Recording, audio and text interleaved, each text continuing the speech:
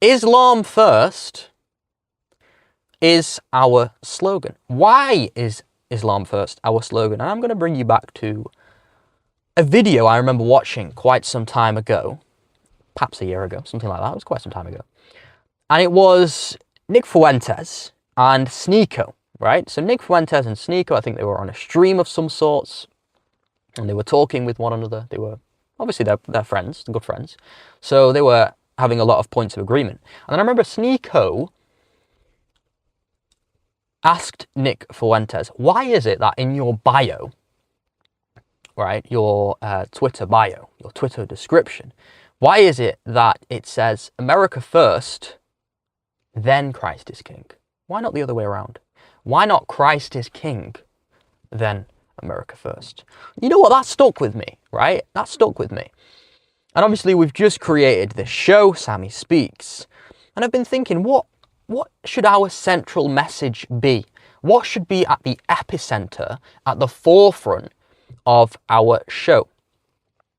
And I've thought about it, and I think when we're seeing a society, right, and this goes for many different parts of the world, obviously this goes for America, because Nick Fuentes is one guy. We've got Trump, who claims to be America first. I would contest that, frankly, but he claims to be America first, and you've got other individuals who claim to be America first.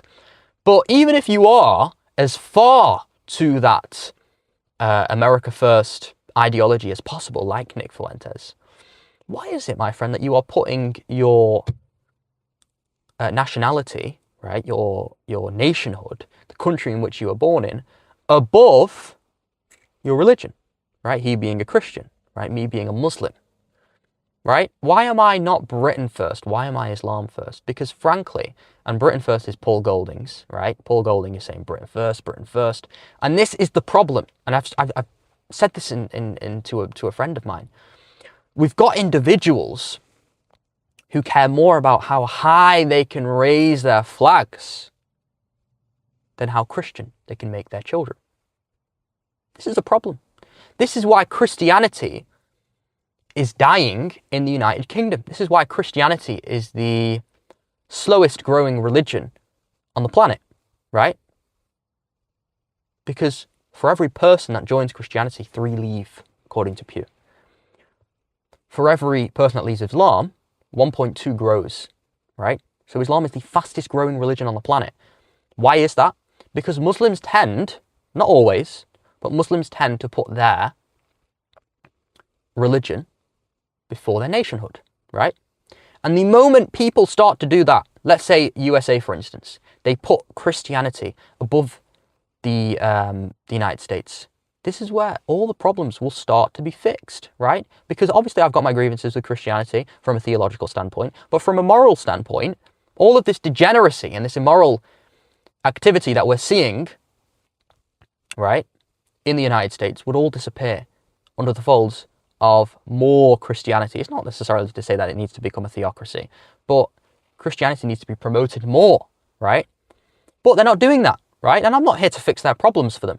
But what I will do is I will try my best to push a message which is for us, for Islam, right? And as I said, even amongst Muslims, this can be a problem, right? We're seeing, or we've saw a lot in the subcontinent, in Pakistan, in India, where they tend to put their nationhood and their culture above their religion, right? And you'll ask them, they'll say, no, I put my religion first. But they don't, right? From what we can see, they don't. And some people do this in the Middle East also, right? Some Saudi Arabians, very nationalistic.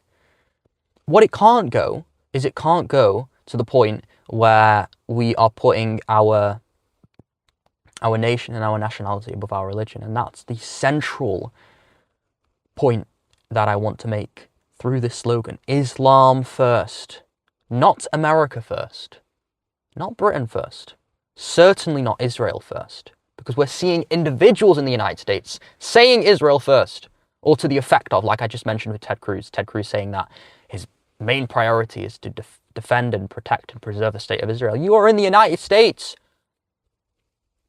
You are in the United States and you're saying Israel first. and you think you're going to even stand a chance. You lost in 2016. What's going to happen now? What do you think? What difference do you think is going to happen now that Trump isn't involved? You think there's going to be any difference? You're going to fail. If any of you guys think that a person like Ted Cruz, and this is like I said, you put America first, you put Israel first, you put Britain first, it's not going to work, right? None of that will intercede for us on the day of judgment, whatever you believe in. But we believe in the fact that not nationality or nationhood or the country in which we were born in will intercede for us on the day of judgment. What will intercede for us on the day of judgment is our religion, our faith, our good deeds, praying, fasting, giving alms to the poor, all of these things. Right? That's not necessarily to say you shouldn't, obviously you should respect the country in which you were born in, but we're seeing individuals, like I said with this Sneeko and Nick Fuentes clip, right, where Sneeko asked him this question, and I couldn't remember his response, but it hasn't changed. I don't think it's changed. So he's still of this opinion that nationality and nation and America, this is first, not Christianity. Why are you not Christianity first, right? Why are you not Christianity first? Because if you were to be this would solve your problems, the problems your country is facing, the degeneracy, the immoral activity, right? And they say, oh, we want to go back to the old times, right? We want to go back to the old times. And it's the truth is staring you. It couldn't be more clear, staring you in the face. But yeah, that is Islam first. That's why Islam first is our slogan. Not Britain first, like Paul Golding states. Not America first, like Nick Fuentes states. Not Israel first, like Ted Cruz states. But Islam first, right? Like I said, that's not to say we shouldn't respect the country in which we were born in. We should absolutely respect the country in which we were born in. And in fact, our Prophet, sallallahu alaihi wasallam, tells us to respect the country in which we're born in, especially if it's not a Muslim country, right? Because we should respect the rules of this country, the UK. But that's not to say that we can't put our religion and our faith above that which we were born in, the country in which we were born in. But yeah, that's a long monologue.